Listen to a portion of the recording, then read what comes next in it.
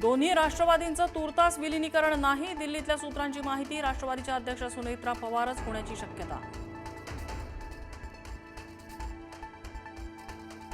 मुंबईच्या महापौरपदी भाजपच्या रितू तावडे तर उपमहापौरपदी शिवसेनेचे संजय घाडी. मुख्यमंत्री फडणवीस, उपमुख्यमंत्री शिंदे यांच्या उपस्थितीत स्वीकारला पदभार.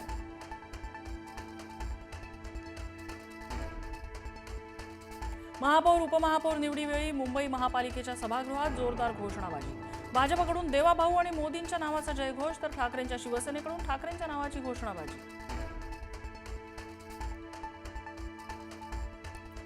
उपमुख्यमंत्री सुनेत्रा पवारांनी दिल्लीत घेतली पंतप्रधान मोदींची भेट. दोघांमध्ये जवळपास 40 मिनिटं चर्चा. मोदींच्या भेटीनंतर सुनेत्रा पवारांनी घेतली अमित शहांची भेट.